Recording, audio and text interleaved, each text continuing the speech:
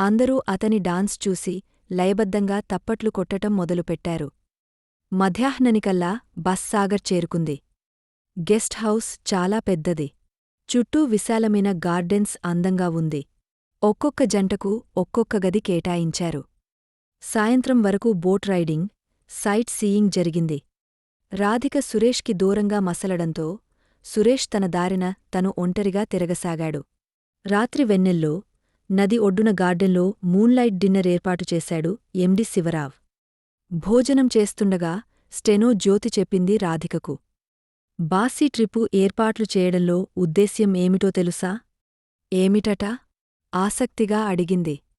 ఆయనకెవరో ఆకాశరామన్న ఉత్తరం రాశారు.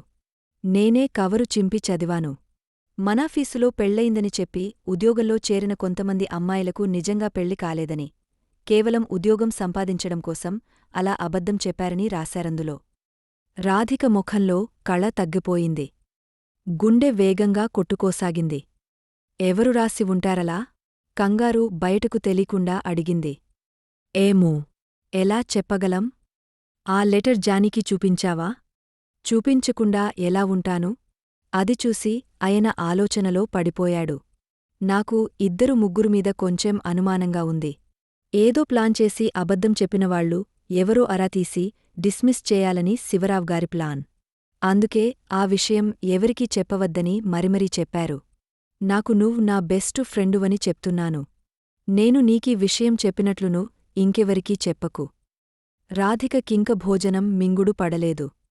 కాని అలా ఎవరుంటారు మనలో? అందరూ వాళ్ళ భర్తలతో వచ్చారుగా?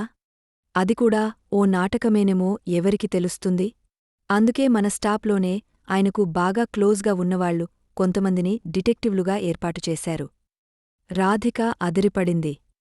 రజని, హిమబిందుతో సహా అందరూ డిటెక్టివ్లా కనిపించసాగారామెకి. భోజనాలయ్యాయి.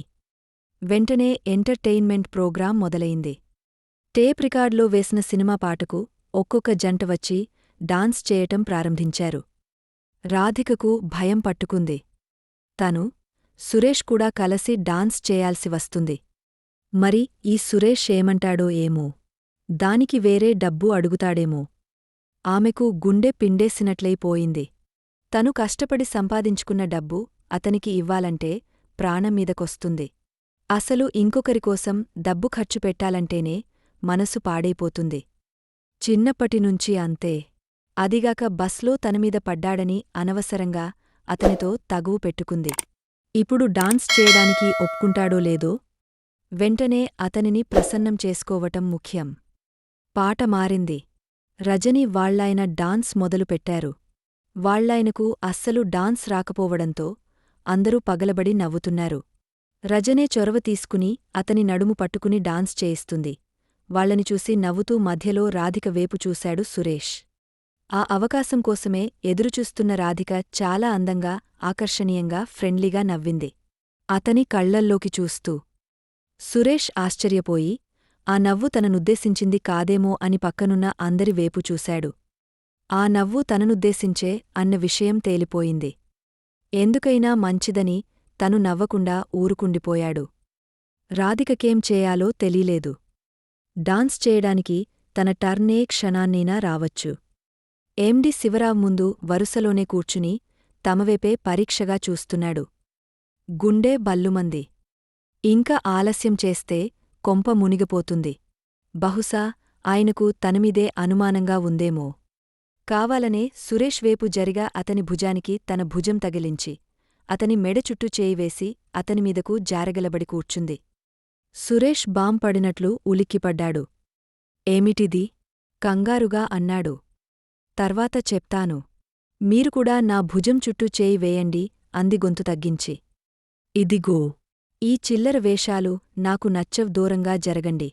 కోపంగా అని ఆమె చెయ్యి తన మెడ వెనుకనుంచిలాగా ఆమె వేపు విదిలించి కొట్టాడు. రాధిక కోపంతో అతని వేపు వెంటనే చూపు మార్చి భయంతో ఎండి శివరావ్ వేపు చూసింది. శివరావ్ ఆ దృశ్యమంతా మరింత అనుమానంగా, ఆశ్చర్యంగా చూస్తున్నట్లు అర్థమైందామెకి. వెంటనే తను మరో మూవ్మెంటు ఏదో ఒకటి చేయకపోతే ఉద్యోగానికి ఎసరు వచ్చేస్తుంది. చటుక్కున సురేష్ మీదకు వంగా అతని మెడమీద ముద్దు పెట్టుకుందామే. వేగంగా కొట్టుకుంటున్న గుండెతో. సురేష్ స్టన్ అయి ఆమె వేపే చూశాడు. మరింత అందంగా నవ్వుతూ ప్రియురాలిలాగా గొంతు తగ్గించి రహస్యంగా గుసగుసలాడుతున్నట్లు మాట్లాడింది. ప్లీజ్ కోపరేట్ చేయండి, మా బాస్ మనవంకే చూస్తున్నాడు. సురేష్ శివరేవ్ వేపు చూశాడు చూస్తున్నట్లు అతనికి తెలీకుండా. అయితే ఏమంటారు? మనం కొంచెం క్లోజ్గా మూవ్ అవకపోతే మనం భార్యాభర్తలం కాదని అనుమానం వస్తుంది. ఎందుకనుమానం వస్తుంది? ఎవరో ఆకాశరామన్న ఉత్తరం రాశారుట. మా ఆఫీసులో అమ్మాయిలు కొంతమంది పెళ్ళైనట్లు అబద్ధం చెప్పి ఉద్యోగంలో జాయినయ్యారని. ఆ విషయం తేల్చుకోవడానికే ఈ పిక్నిక్ ఏర్పాటు చేశారట. మీరెన్నైనా చెప్పండి. నాకలా చిల్లరగా ప్రవర్తించటం ఇష్టం ఉండదు. ముందు దూరంగా జరగండి. రాధికకు కోపం ఆగటంలేదు. నేను జరగను, it is question of my job. అయితే నేనే లేచి వెళ్ళి ఇంకెక్కడైనా కూర్చుంటాను. అతను లేవబోతుంటే చటుక్కున అతని చెయ్యి పట్టుకుంది రాధిక. ఆమె కళ్లల్లో ద్వేషం, దానితోపాటు సుడులు తిరిగిపోతున్న నీళ్లు, కంపిస్తోన్న పెదాలు. తను రెస్పాండ్ చేయకపోతే ఏ క్షణాన్నైనా ఏడ్చేయటం ఖాయం. ప్లీజ్, నన్ను అర్థం చేసుకోండి. ఇందాక బస్లో మీతో మిస్బిహేవ్ చేసిన మాట నిజమే, ఐఎమ్ రియల్లీ సారీ. సురేష్కి నవ్వొచ్చింది. మీరు డబ్బుకోసం ఏం చేయటానికైనా రెడీ అనుకుంటాను. మీరెన్నన్నా పడతానండి. తెలుస్తూనే ఉంది కాని నా సంగతి కూడా మీకు తెలుసు కదా. మీకంటే పిసినారిని డబ్బు విషయాల్లో. అంటే? గాభరాగా అడిగింది. అంటే ఇంకేముంటుంది? మీరు బస్లో నన్నన్న చిల్లర డైలాగులు మర్చిపోవటానికి 10 రూపాయలు ఖర్చవుతుంది. రాధికకు పోయిన ప్రాణం తిరిగి వచ్చినట్లయింది.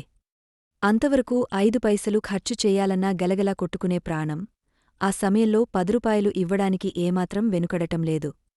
ఓకే, ఇస్తాను. ముందు కూర్చోండి. సురేష్ కూర్చున్నాడు. నా భుజాల చుట్టూ చేయి వేయండి. ఎండి ఇటే చూస్తున్నాడు. ఆమె రహస్యంగా మాట్లాడుతుంటే వెచ్చని ఆవిరి చెవులకు తగుల్తోంది. చక్కిలిగిల రోమలన్నీ నిక్కబొడుచుకుంటున్నాయ్. తన భుజాన్ని అదుముకుంటున్న ఆమె వెచ్చని స్పర్శకు. ఆమె భుజాల చుట్టూ చేయివేసి ఆమెను తనమీదకు లాక్కున్నాడు. ఆమె పెదాలు మళ్లీ తన మెడను తాకుతున్నాయ్. ఎండి శివరావ్ ముఖంలో అనుమానమేధాలు తాత్కాలికంగా పక్కకు జరుగుతున్నాయ్. ఏదొకటి మాట్లాడండి, నేచురల్గా కనిపిస్తే బావుంటుంది ప్లీజ్. సురేష్ ఆమె వేపు తిరిగాడు. మీ కళ్ళు ఎంత అందంగా ఉన్నాయ్. రాధికకు కోపం ముంచుకొచ్చిందిగాని తామాయించుకుని నవ్వింది. మీ పళ్ళు ఎంత అందంగా ఉన్నాయ్. లేడీ ఎంప్లాయీస్కి ఇన్కామ్ టాక్స్ మినహాయింపు ఉంటుందన్నారు. ఆ విషయం మీకేమైనా తెలుసా? ఏదొకటి మాట్లాడాలి కాబట్టి మాట్లాడుతోంది. మీ నడుము సైజేంత? 26ఏనా? ఆమె అతి కష్టంమీద కోపం అణచేసుకుంది. అలాంటి మాటలు మాట్లాడకండి, సౌమ్యంగానే అంది. ఇంకేం మాట్లాడాలో నాకు తెలీటం లేదు. వద్దంటే సైలెంటుగా ఉంటాను. ఆమె చేతిని తన 2 చేతుల్లోకి తీసుకుని ముద్దు పెట్టుకుంటూ అన్నాడు. ఆమె కంగారుపడి తన చేతిని లాగేసుకుంది. సరే, మీ ఇష్టమోచ్చిందే మాట్లాడండి. మీ పెదాలు వైన్ నింపిన దొండపళ్లలాగున్నాయి. రాధికకు నవ్వొచ్చింది. ఛీ, పాడు. మీ చెక్కిళ్లను చూస్తుంటే పెదాలతో రోడ్ రోలర్లాగా నడపాలని ఉంది. ఆమె విరగాబడి నవ్వుతోంటే పైట తొలగపోయింది. మీ పైట చెంగు చూస్తుంటే. ఆమె చప్పున అతని నోటికి చేయి అడ్డుపెట్టేసింది.